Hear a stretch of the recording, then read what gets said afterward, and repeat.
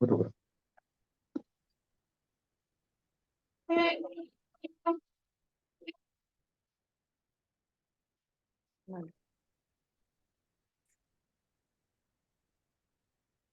ఈరోజు సద్విద్య నుంచి 7వ శ్లోకము.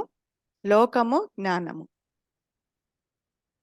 లోకము జ్ఞానము ఇవి ఏకముగా పుట్టి నశించినను జ్ఞానము చేతనే లోకము వెలుంగును. లోక జ్ఞానములకు భవలయ స్థానమై భవలయములు లేక వెలుగు పరిపూర్ణమైనదియే ఆ వస్తువు అని అంటున్నారు గురుగారు.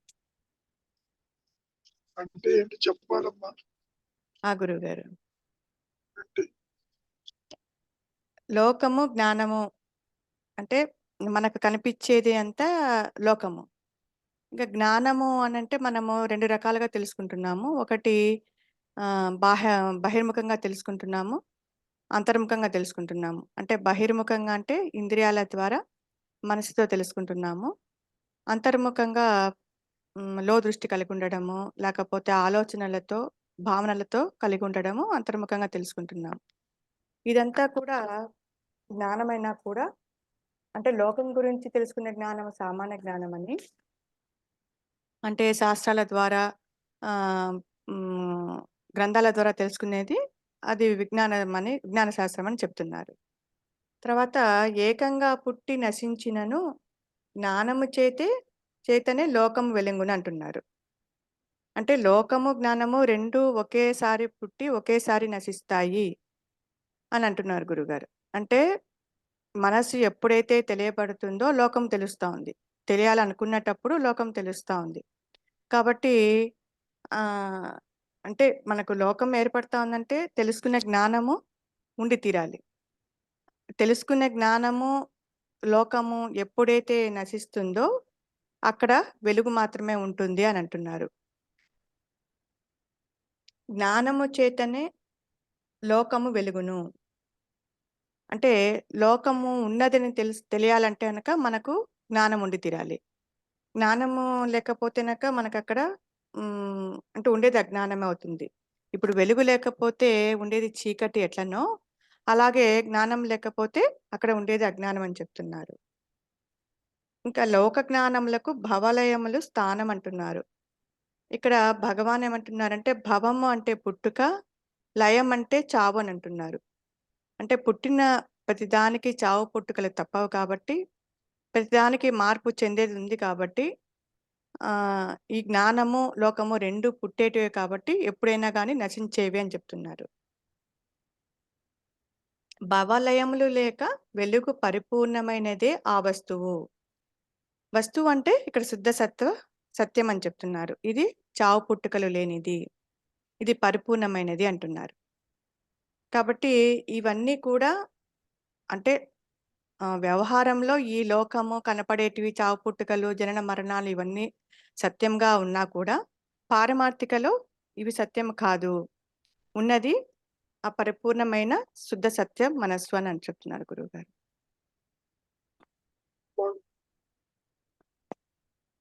ఏమంటాడు?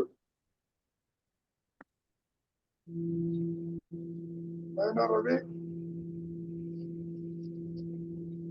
ఏమంటావు? గురుగారు ఈరోజు గురుగారు అంటే ఇక్కడ లోకము జ్ఞానము ఇవి ఏకముగా పుట్టి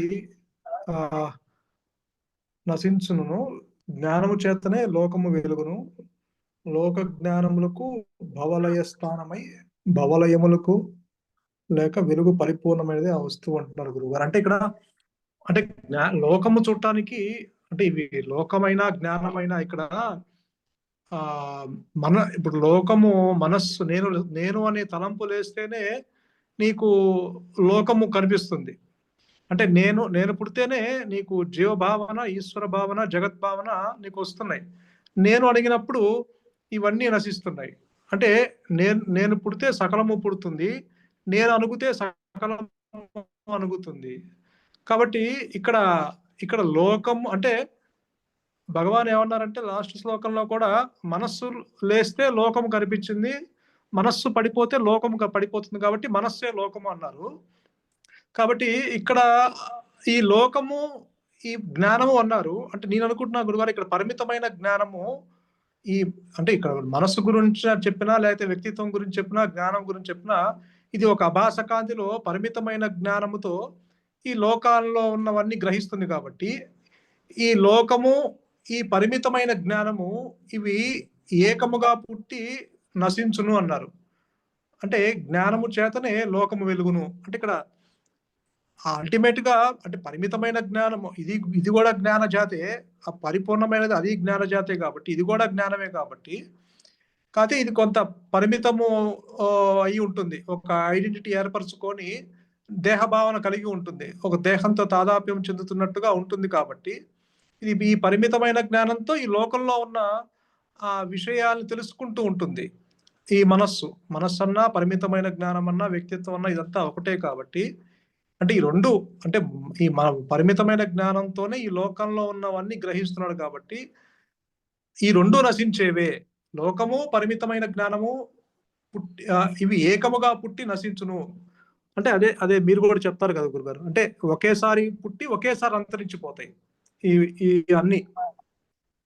ఎందుకంటే ఆత్మ స్వరూప జ్ఞానము ప్రకటితమైనప్పుడు ఇక అక్కడ జీవభావన నెమ్మదిగా అంతరించదు. అది ప్రకటితం అవటము, ఇది నశించడము రెండు ఒకేసారి ఒకే నిమిషాలు జరుగుతాయి అంటారు. కాబట్టి అక్కడ అంటే సూర్యుడు ప్రకాశించటము, వెలుగు రావటము రెండు ఒకేసారి జరుగుతాయి. అలానే ఇక్కడ ఈ ఆ జ్ఞాన వృత్తి చేరి ఈ అజ్ఞాన వృత్తిని నశింపచేయడం అంటే ఆ యొక్క పరిమితమ అప్పటిదాకా ఉన్న దేహ భ్రాంతి వెంటనే తొలగిపోతుంది. అంటే పాము త్రాడును చూసి పాము అనుకొని వీడు భయపడ్డాడు. కానీ ఎప్పుడైతే వీడు మస్కట్ చీకటిలో వాడు అది పామని భయపడ్డాడు, భ్రాంతి చెందాడు. ఆ నామరూపాలు అక్కడ వచ్చి చేరినాయి. ఎప్పుడైతే వీడు ఆ కొంత వెలుగులో విచారణ చేసి, కొంత వెలుగులో అది ఏంటా అని స్పష్టం చేసుకుంటే ఉన్నది త్రాడు మాత్రమే అన్నది వాడికి స్ఫురిస్తుంది. అప్పుడు పాము తోక ఒకసారి, లేకపోతే తలభాగం ఒకసారి పోలా, అసలు పాము లేదన్న స్థితి ఒక్కసారి ఏర్పడిపోయింది. కాబట్టి అలానే ఇక్కడ కూడా ఇవి ఏకముగా పుట్టి నశించును, జ్ఞానము చేతనే లోకము వెలుగును. అంటే వాడికి అంటే అల్టిమేట్ గా దానికి కంటికి కన్నైనది ఆత్మ. అది తర్వాత చెప్పుకున్న ముందు అసలు ఈ పరిమితమైన జ్ఞానంతో వీడి లోకాన్ని చూసినా ఇది ఒకేసారి పుట్టి ఒకేసారి నశిస్తాయి. అంటే నేను లేస్తే సకలము పుడుతుంది, నేను అణిగిపోతే సకలము అణిగిపోతుంది. ఒక్కసారిగా అది ఒక్కసారిగా అంతరించిపోతుంది, పుడితే ఒక్కసారిగా పుడతాయి. సో ఏదో పొద్దున పుట్టి మధ్య అదే అంటే గదిలో మనము చీకటిగా ఉన్న గదిలో ఒక వెలుతురు వేసినప్పుడు అది ఆ వెలుతురు అక్కడ ఆ దీపము వెలిగించినప్పుడు ఆ చీకటి నెమ్మదిగా పోదు, కొద్దిగా పోదు. ఒక్కసారిగా ఆ వెలుతురు వచ్చినప్పుడు ఆ చీకటి వెంటనే పోతుంది. అట్లానే ఇక్కడ కూడా ఆ లోక జ్ఞానములకు భవలయ స్థానమై, భవలయములు లేక వెలుగు పరిపూర్ణమైనదే ఆ వస్తువు అంటున్నారు. కానీ ఇక్కడ అదేమి అంటే నేను అనుకుంటాం గురువుగారు, అక్కడేమి భవము లయము అనేది అక్కడేమి అంటే పుట్టినట్టుగా ఉంటుంది, కానీ అదేమి లయం చేసుకోదు. ఎందుకంటే దాని నుంచి ఏమి రాలా. ఆత్మ నుంచి జీవుడు, జగత్తు, ఈశ్వర భావనలు ఉద్భవించలేదు. అవి అంటే అవేమి పూర్ణ జ్ఞానం నుంచి ఖండించబడి ఖండ జ్ఞానంగా జీవుడని, జగత్తని, ఈశ్వరుడు అని అలా విడివిడిగా భావనలు ఉద్భవించలేదు. అవి ఆ నేను అనే ఆ హృదయం నుంచి, నేను అనే పుట్టుక స్థానం నుంచి అది వచ్చినట్టుగా ఉంటుంది. ఒక భ్రాంతి పుట్టింది, అంతేగాని ఆత్మ నుంచి ఏం పుట్టలేదు. అందుకని భవలయములు కూడా దాని నుంచి వచ్చినట్టుగా ఉంటుంది, కానీ ఆధారం అదే. అంటే అహంస్ఫురణే ఆధారము. ఆ కాన్షియస్ ఉండబట్టే మనకి ఆ నేను అనే తలంపు వచ్చింది, ఆలోచనలు ఉద్భవిస్తున్నాయి, శరీరంలో కదలికలు వస్తున్నాయి, ప్రాణవాయువు కొట్టుకుంటుంది. ఇవన్నీ ఈ మాయ మనుగడ సాగించటానికి అహంస్ఫురణం ఆధారమే. కాన్షియస్ ఆ బేసు, ఆ నేనున్నానన్న ఎరుక ఏదైతే ఉందో అది ఆధారమే అన్నిటికీ. కాకపోతే దానికిను దీనికి ఏం సంబంధం లేదు. సూర్యుడు అందరి మీద వెలుగు ప్రకాశింపజేస్తాడు. మంచివాడి మీద ప్రకాశింపజేస్తాడు, చెడువాడి మీద ప్రకాశింపజేస్తాడు. అది లేని ప్రకాశం అంటూ లేదు. అందరి మీద పార్షియాలిటీ లేకుండా ప్రకాశింపజేస్తూనే ఉంది. అంత మాత్రం చేత మంచివాడికి సూర్యుడికి లేకపోతే చెడ్డవాడికి సూర్యుడికి ఏదో సంబంధం ఉన్నట్టు కాదు కదా.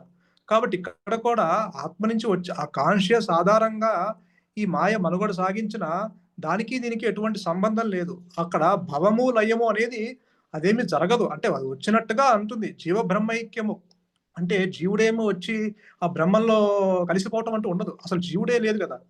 లేని జీవుడు కలవటం ఏమిటి? కాబట్టి ఇక్కడ అది ఒక అభాస కాంతి ఏర్పడింది. ఆ అభాస కాంతి ఎప్పుడు తొలుగుతుందంటే ఈ స్వరూప జ్ఞానం ప్రకటితమైనప్పుడు ఆ అభాస కాంతి తొలుగుతుంది.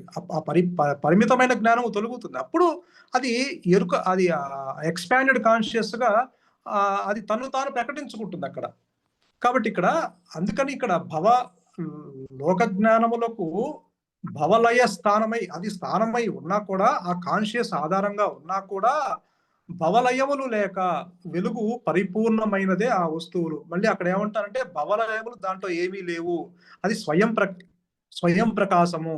అది తన్ను తాను తన్ను తాను ప్రకటించుకుంటూ, వ్యక్తపరుస్తూ, తన్ను తాను ప్రకాశించుకుంటూ ఈ సృష్టిని ప్రకాశింపజేస్తుంది. అంత మాత్రం చేత అవేమి అక్కడ, అందుకే అన్నారు భవలయములకు స్థానమై ఉన్నా కూడా దాంట్లో ఎటువంటి లయము లేదు, భవము అది పుట్టుక లేదు, దాన్ని లయం చేసుకుంటాం అంటూ లేదు. ఆత్మ అది ఏకము అద్వయము, దాంట్లో రెండవది లేదు. కాబట్టి అక్కడేమి, ఎందుకంటే మళ్ళీ దాన్ని తెలుసుకునే, ఒకవేళ అది అక్కడ పుడితే కనుక మళ్ళీ దాన్ని తెలుసుకునే రెండవ ఆత్మ ఉండాల్సి వస్తుంది. ఎందుకంటే ఒకవేళ అదే పుట్టుక అదే లయం అయిపోయినప్పుడు అప్పుడు ఏమవుతుంది, దాని నుంచి ఏదో ఖండించబడి జీవుడు బయటకు వచ్చి మళ్ళీ ఆ ఖండ జ్ఞానము, అక్కడ ఏదైతే ఆ మిగిలిపోయి ఉన్న జ్ఞానం బయటపడి మళ్ళీ అది ప్రకటించుకున్న తర్వాత మళ్ళీ అది వచ్చి కలవటము అట్టా ఉండదు. ఒకవేళ అట్టా గనక ఉంటే ఆత్మని తెలుసుకునే ఇంకొక ఆత్మ ఉండాల్సి వస్తుంది. అలా ఉండదు. ఉన్నది ఒకటే ఎరుక, ఉన్నది ఒకటే నేను, ఉన్నది ఒకటే అహంస్ఫురణ. అదే ఈ సృష్టికి ఆధారంగా తన్ను తాను స్వయం ప్రకాశించుకుంటూ అది తన్ను తాను తెలుసుకుంటూ ఈ సృష్టికి ఆధారంగా ఉన్నది అంతే. అంత మాత్రం చేత రెండిటికి సంబంధం లేదు. కాబట్టి ఇక్కడ భవలయములకు స్థానమై అది వచ్చినట్లుగా అభాసకాంతి ఏర్పడినట్లుగా ఉంటుంది. అందుకే అది ట్రేస్, ఆ అభాసకాంతి మనకు దేనికి ఉపయోగపడుతుందంటే మనం ఆ ట్రేస్ చేసుకుంటానికి, ఆ ట్రేస్ చేసుకొని ఆ అభాసకాంతి ద్వారా ఎక్కడ ఆ సూర్యకాంతి వెలుగు ఉన్నదో అది ఆ దారిని మనం ఆ హృదయాభిముఖంగా మనం ప్రయాణించినప్పుడు అది అక్కడ అది స్వయం అది పరిపూర్ణమైన జ్ఞానము అది ప్రకటించుకున్నప్పుడు, స్వయం ప్రకాశం ఏదైతే ఉందో అది తన్ను తాను ప్రకటించుకున్నప్పుడు ఇక ఈ జీవ భావనలు వెంటనే తొలగిపోతాయి. కాబట్టి అక్కడ అందుకని ఇక్కడ ఏమంటారంటే భవలయములకు లేక వెలుగు పరిపూర్ణమైనదే ఆ వస్తువు అంటున్నారు. అంటే పరిపూర్ణమైనది, అది ఎప్పుడూ పరిపూర్ణమైనదే, దాని నుంచి ఏది ఖండించబడలేదు, ఉన్నదే అది, ఉన్నదే అహంస్ఫురణ. అది అంతటా అనంతంగా వ్యాపించి ఉంది, అది పరిపూర్ణంగా ఉన్నది. అందుకే ఇక్కడ కూడా దాన్ని ఏమి ఖండించబడి ఏమి అది జీవుడు జగత్ ఈశ్వరుడు భావనలు అనేది పుట్టలేదు. అది కేవలం ఒక కల్పితము పుట్టింది. అది అంటే కల్పితం అనేది ఒక మాయా కల్పితం అనేది ఒక జనించినట్టుగా ఉంది. అది ఇమాజినరీ ఒక ఫాల్స్ ఐ. అందుకే దాన్ని భగవాను మిథ్యా నేను అన్నారు. అంటే లేనిది ఉన్నట్లుగా భ్రమను కలిగింపజేసే ఒక మిథ్యా నేను, ఒక భ్రాంతి అని. అందుకే దాన్ని ఫాల్స్ ఐ అన్నారు. అదేమి ట్రూ అయ్యాయని చెప్పాల. ఆ ఫాల్స్ ఐ ఉందా అంటే లేదు, లేనిది ఉన్నట్లుగా మనకి ఎండమాముల్లాగా నీరు ఉన్నట్టుగా కనిపిస్తుంది. విచారణ చేత అది నీరు లేదు, ఆ అనుగ్రహంతో అది నీరు లేదు, ఉన్నది అహంస్ఫురణ మాత్రమే అన్నది ఎస్టాబ్లిష్ అవుతుంది. కాబట్టి అక్కడ భవము లేదు, లయము లేకుండా ఆ భవలయములకు అతీతంగా ఉన్నది. అంటే ఈ మాయకు అతీతంగా తన్ను తాను తెలుసుకుంటూ జ్ఞాన వృత్తి చేత అది ఈ సృష్టికి ఆధారంగా ఉన్నది అని ఇక్కడ చెప్తున్నారు గురువుగారు. చాలా చక్కగా చెప్పావు, అది వాస్తవం, వేరే మాట యాడ్ చేయక్కర్లే. శ్రీనివాసరావు గారు ఏమైనా యాడ్ చేస్తారా?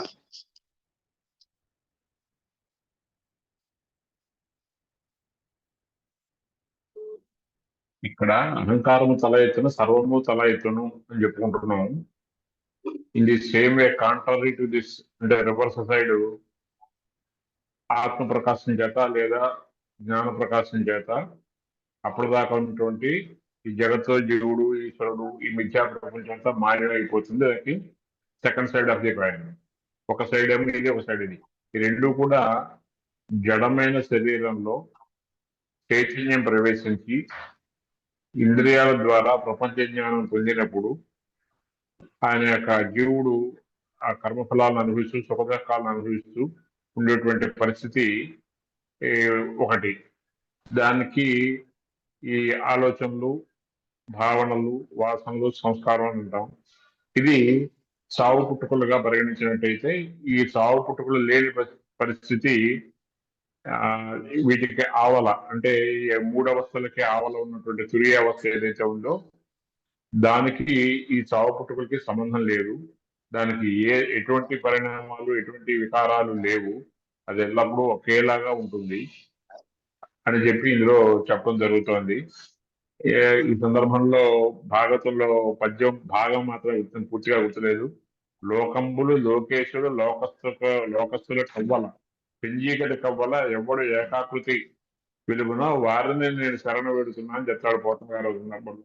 గజేంద్ర మోక్షంలో వస్తున్నా బహుశా. ఇక్కడ కూడా ఈ ప్రపంచం యావత్తు మొత్తం తను లేస్తేనే తన అహంకారం, తన వ్యక్తిత్వం, తన పరిమితత్వంతో పాటే తన నిద్ర లేవడంతో పాటు ఇవన్నీ లేవడం, మళ్ళీ తన నిద్రపోయేటప్పుడు ఇవన్నీ లయం అయిపోవటం జరుగుతున్నాయి. ఇది చస్తూ పుడుతూ ఉంటుంది, సావు పుట్టుకలుగా దీన్ని మనం పరిగణిస్తూ ఉంటాం. అలాగే ఇది లేని స్థితి ఏదైతే ఉందో ఆ స్థితిలో ఈ అహంకారం నాశనం కాదు, లయం అయి ఉంటుంది. కాబట్టి మళ్ళీ ఈ లయం ఏదైతే ఉందో మళ్ళీ అది పునః సృష్టింపబడుతుంది. మళ్ళీ అదే ఆలోచనతో మనం చెప్పుకుంటూ ఉంటాం కదా, రంగడగా పుట్టినవాడు మళ్ళీ రంగడగానే నిద్రలేస్తాడు, కానీ రంగడగా పుట్టినవాడు లింగడగా లేవాడు. ఇదే పరిస్థితుల్లో ఇక్కడ కూడా సావు పుట్టుకలు లేనటువంటి స్థితి ఏదైతే ఉందో ఆ స్థితి మాత్రమే జ్ఞానము. దాని నుంచి వచ్చినటువంటి విక్షేపమే ఈ ప్రపంచము, జీవుడు, జగత్తు, ఈశ్వరుడు అని నాకు అభ్యయం గురుగారు.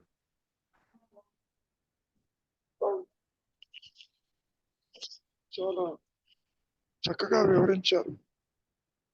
ఎంఎస్ సరోజ, ఏమన్నా అనుమానాలు ఉన్నాయా నీకు?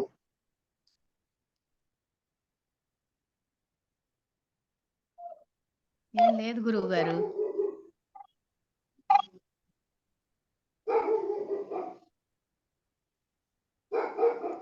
అహంకారం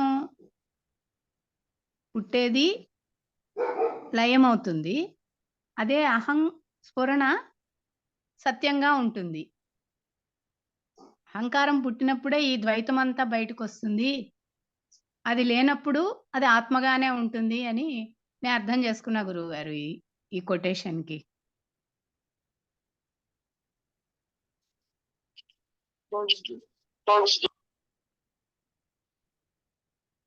ఇంకేమైనా డౌట్లు ఉన్నాయా?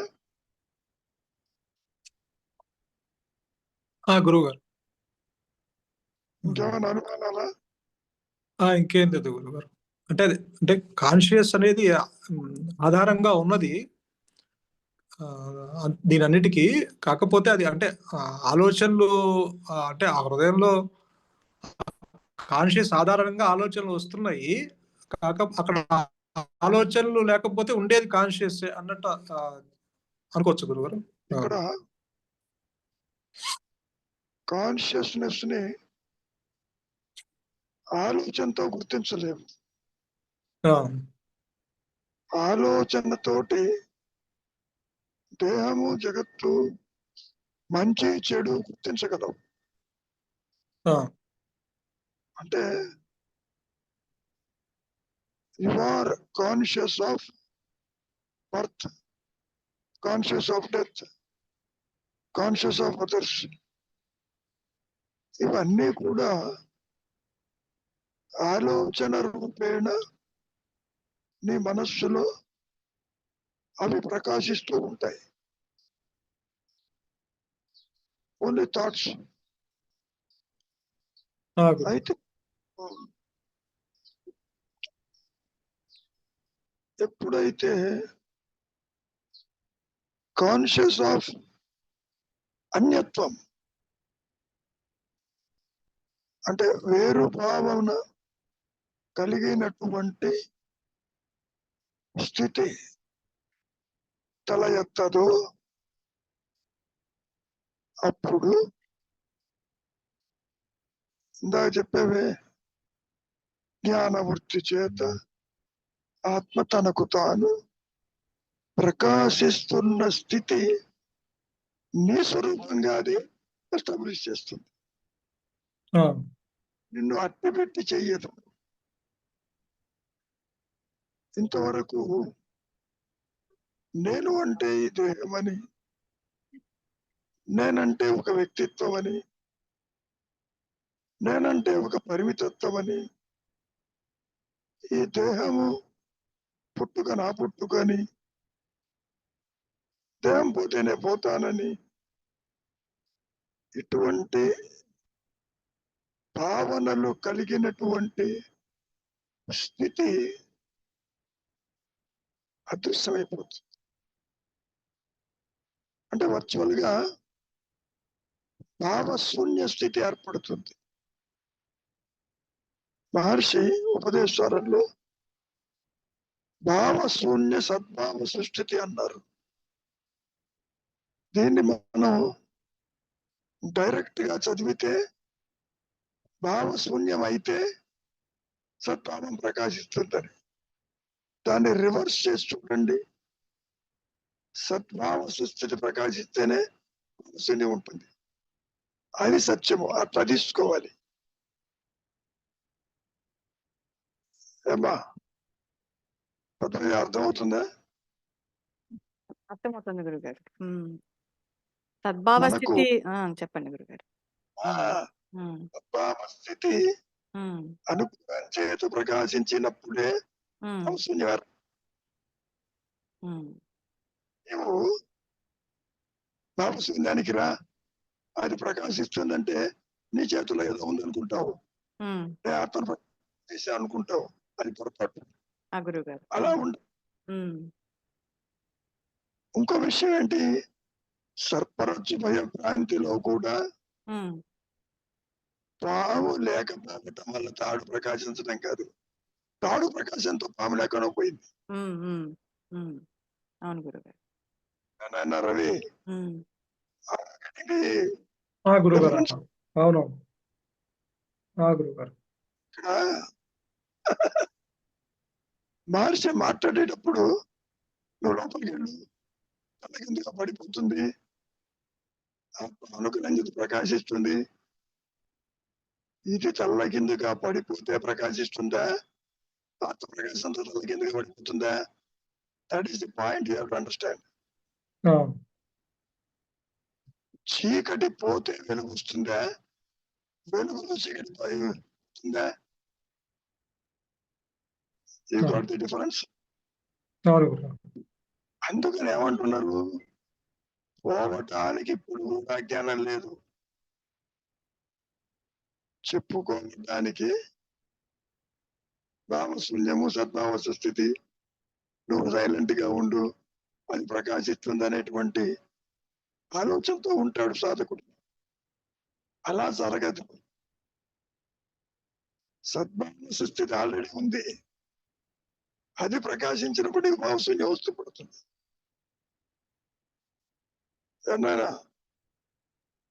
గురుగారు. డిఫరెన్స్. సద్భావ స్థితిలోనే భావశూన్యత ఎగ్జాక్ట్లీ ఏర్పడుతుంది. ఇప్పుడు ఉన్నటువంటి ఆత్మస్థితి దాని వల్లనే ఎగిరిపోతుంది. అంతేగాని నేను మౌనానికి వచ్చాను, ఆలోచన రైతు స్థితికి వచ్చాను, అంతర్ముఖం అయినాను, అయినా ఆత్మ ప్రకాశించడం లేదుగా. లోపలికి వెళ్ళాడు, చీకటిగా ఉంది, ఏమీ లేదంటున్నాడుగా. అంటే బోధించేటప్పుడు ద్వైతం నుంచి అద్వైతం చెప్పడానికి ప్రయత్నం చేశారు, అది అట్లా జరగదు. సత్యస్థితి ప్రకాశిస్తేనే మాయ ఎగిరిపోతుంది. మాయ ఎగిరిపోతే సత్యం ఉంటుంది అనుకోవటం పొరపాటు. ఎగిరిపోవటానికి ఇప్పుడు మాయ లేదు.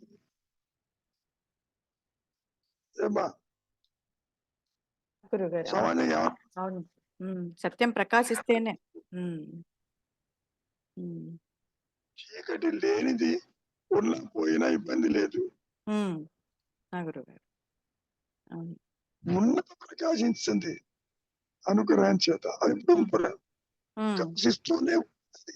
ఉమ్, ఉమ్, అది ప్రకాశించినప్పుడే నీ అనుమానాలు, అన్ని నీ పోతాయి. బంధాలు, ఉమ్, నీ రాగద్వేష సృష్టి ఎగిరిపోతుంది. అన్ని పోతాయి గురుగారు. అవును.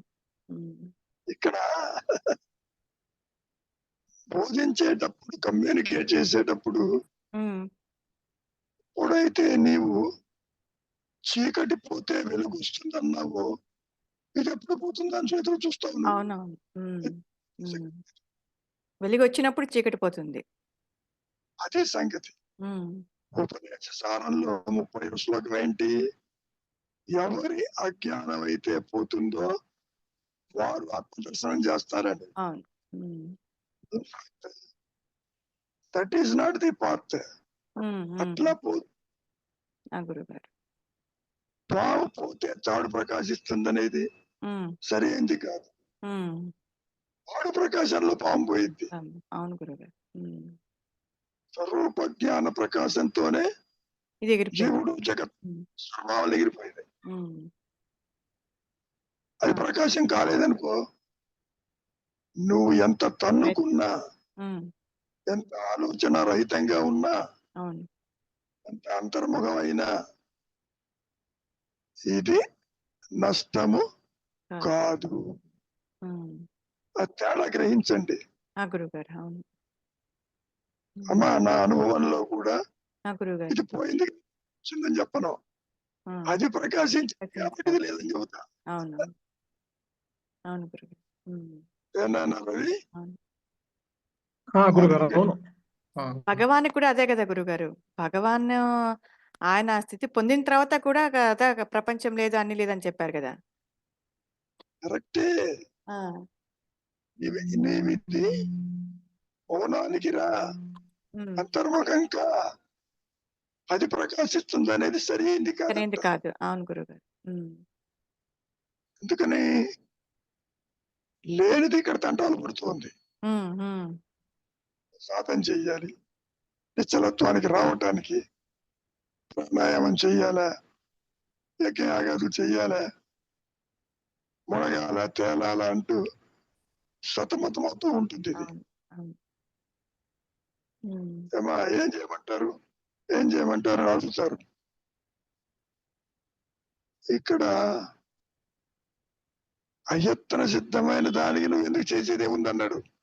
ఉమ్, కానీ విన్న తరువాత దాన్ని అర్థం చేసుకోవటం చాలా ఇబ్బంది కలుగుతుంది. ఉమ్, నేను సాధన చేస్తున్నాను, ప్రాణాయామం చేస్తున్నాను, మౌనంగా ఉంటాను, చాలాసేపు మౌనంగా ఉంటాను, ఉమ్, అయినా కానీ ఆచరించడం లేదు. ఉమ్, ఉమ్, ఇటు కాబట్టి వెలుగుతోనే చీకటి పోతుంది, పోతుంది. ఉమ్, సూర్యోదయంతోనే ఉమ్, అంధకారం ఎగిరిపోతుంది.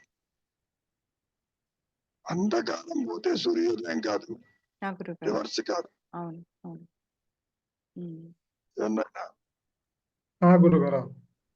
ఎప్పుడు ఉన్నది అహం స్ఫురణ, ఎప్పుడు లేనిది జీవుడు జగత్తు ఈశ్వరుడు. కానీ అట్లా అర్థం చేసుకోవటంలే. జీవుడు ఏమనుకుంటున్నాడు, ఎప్పుడు ఉన్నది జననము మరణము, నేను, సంసారము, జగత్తు, ఇతరులు, ఇది ఉన్నదనుకుంటున్నాడు. ఆత్మ నాకు తెలియదు, అది ఉందో లేదో అంటున్నాడు. ఈజిట్లా కాబట్టి నీవిక్కడ ఏం చేసినా ఆత్మని ప్రకాశింపచెయ్యగలిగిన సామర్థ్యం దీనికి లేదమ్మా. అది అర్థం చేసుకోవాలి. ఎప్పుడు వస్తుందా అని కాదు, ఉమ్, నీ కర్మలు చేసుకుంటావు. ఉమ్, నిష్కామ కర్మ చేసిన, కామ్య కర్మలు చేసిన, ఉమ్, కాసేపు అంతర్ముఖం అంటావు, నిశ్చలత్వం అంటావు. ఎటువంటి విషయాలన్నీ సేకరించి ఎన్ని రకాలుగా చేసినప్పటికీ ఆత్మ ప్రకాశించదప్ప. ఆ గురువు. ఉమ్, కార్యకారణ సంబంధం లేని దానికి ఆ సంబంధం అంటగడుతున్నాం ఇక్కడ. అవునవును. ఉమ్. ఆ కాస్ అండ్ ఎఫెక్ట్ లేని దానికి సంబంధం అంటగడుతున్నాము. ఉమ్, ఆ, ఉమ్, ఇక్కడ ఇంకో మాట కూడా అర్థం చేసుకోండి. Be still be the self అన్నారు. ఉమ్, జీవుడు చేసేది కాదది. Self, be the self, be still automatic గా ఉంటుంది. ఆ గురువు గారు. ఉమ్, ఉమ్, ఇక్కడ రెండు నేను లేవు, అంతవరకు బాగానే ఉంది. ఉమ్, ఉన్నది ఒకటే నేను. నేను. ఉమ్, ఆ నేను స్వయం ప్రకాశం కలిగి ఉంది. ఉమ్, ఆ స్వయం ప్రకాశము కలిగింది అహం స్ఫురణ ప్రకాశముతోనే అహం దేహం, జగత్తు, జనన మరణాలు ఉమ్, లేకుండా పోతాయి.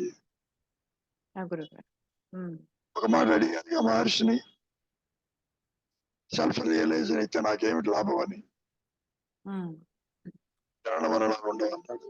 ఉమ్, ఈ లేకుండా పోవటానికి కారణం అహం స్ఫురణ. ఉమ్, ఆ ఉच्चतर శక్తి అది ప్రకాశిస్తేనే ఇది లేకుండా పో. దాన్ని మనం అనుగ్రహము చేతనే. అవును. ఉమ్, ధర్మరాజు నాచికేతుడికి ఇదే విషయం చెప్పాడు. ఆ గురువు గారు. అవును. ఉమ్, అంతేగాని నువ్వు ఏం చేసినప్పటికీ ఉమ్, అది ప్రకాశం కాదు అని స్పష్టం చేశారు. కానీ ఈ మాయలో అజ్ఞానంతో ఏం చేయమంటారు? ఏ దీక్ష తీసుకోవాలి, ఉమ్, ఏ మంత్ర జపం చేయాలి, ఏ కర్మకాండలు చేయాలి, ఏం చేస్తే నాకు ఆత్మ ప్రకాశిస్తుందని అనుకుంటారే తప్ప అనుగ్రహం, సత్యము తెలిసిన తర్వాత అసత్యం తలెత్తదు. Is it not? ఆ గురువు గారు. అవును. అవును. ఉమ్, అసత్యం పోతే సత్యం ఉంది అనుకోమాకండి. ఉమ్, సత్యం ప్రకాశంతోనే అసత్యం. అసత్యం ఎగిరి, ఉమ్, స్వరూప జ్ఞానంతోనే మాయ ఏడు. తొలగిపోతుంది. ఎన్నైనా ఆ గురువు. Are you getting the clarity? ఆ గురువు గారు అర్థం. అందుకని ఏమంటున్నారు? సాధన లేదు, సాధన చేసేవాడు లేడు, ఆత్మస్థితి సాధ్యము కాదు. Is it not? ఇన్ని మాటలు ఎందుకు చెప్పాల్సి వచ్చింది? నీవు చూసే దృష్టికోణం డిఫరెంట్ గా ఉంది. వ్యక్తిత్వాన్ని నిలుపుకుంటూ ఆత్మని దర్శించవచ్చునేమో అని. ఏం చేయమంటారు? కొత్తగా వస్తుందేమో. ఏమీ రాదు కొత్తగా. ఆ మాట కూడా అన్నారు. కొత్తగా వస్తే అది పోతుంది కదా. నీవు పుట్టక ముందు అది ఉండాలి, పుట్టక ఉండాలి, నువ్వు పోయా కూడా ఉండాలి. ఏమా? Is it very clear? క్లియర్గా ఉంది గురువు గారు. ఉమ్, క్లియర్ గా ఉంది. ఉమ్, అంటే అంటే ఈ ప్రపంచంలో ఈ ఒపీనియన్స్ కానీ లేకపోతే జడ్జిమెంట్ కానీ ఆర్గ్యుమెంట్స్ కానీ ఇవన్నీ ఇంకా అవన్నీ ఎప్పుడైతే పూర్తి జీరో జీరో అయినప్పుడే కదా గురువు గారు అది అదంతా కథగా వెలుగు తెలియబడుతుంది అంటారు. ఉమ్, నీవు మనస్సుతోటి ఏది తెలుసుకున్నా ఇక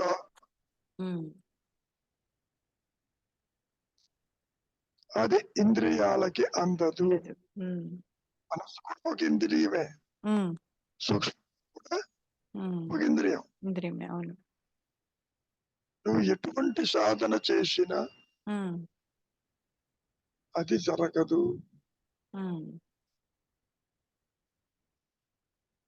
ఇంకేమైనా డౌట్లు ఉన్నాయా అదృశ్యమయ్యే లోపల? బీ స్టిల్ కూడా అది ఆత్మకు, అంటే ఆత్మ స్వరూప జ్ఞానం తెలిసిన తర్వాత బీ స్టిల్ లో ఉండగలుగుతారు. అదే అంటే అదే అర్థమా గురువు గారు?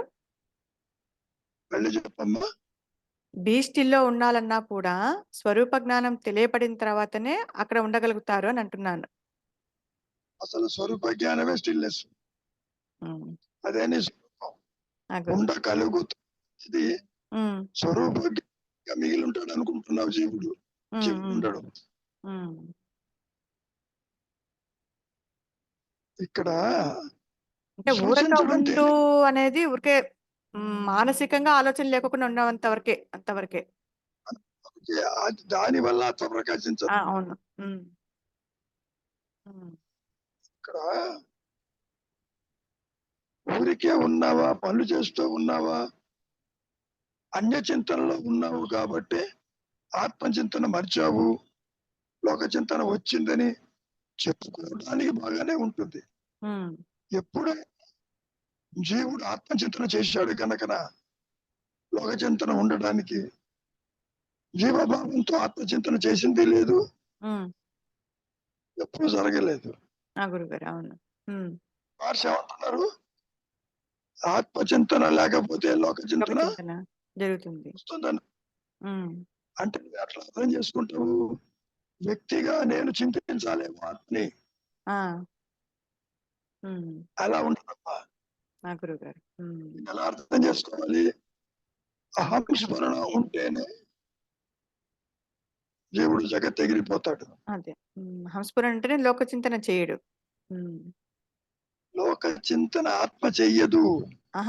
మాయనేను గురుగారు. మాయనేను లోక చింతన చెయ్యదు. అహమస్ఫురణత ఉంటేనే ఈ మాయ నేను అనేది లోక చింతన చెయ్యదు. లోక చింతన చేసేది అహంకారం. అహంకారం. ఆత్మ చింతన అహంకారం చేయలేదమ్మా. అవును గురుగారు, అవును. కనెక్ట్ చేసి చెప్పారు మహర్షి. అవును. ఆత్మచింతన చేయకపోతే లోక చింతన వస్తుందని. పాపం వీడేమనుకుంటాడు? స్టేట్మెంట్ అట్లనే ఉంటాయి. అందుకనే చాలా ప్రమాదం ఇష్టం. గురుగారు అది మింగుడు పడదు, చేలో పట్టుకుంటుంది, వచ్చినప్పుడు వస్తుంది. ఏదో తపమో తపమో చేస్తూ ఉంటాడు.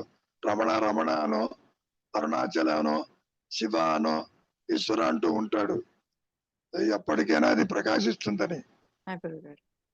విషయం ఏంటంటే మనస్సుకి పని కల్పిస్తుంటే అహం స్ఫురణ అది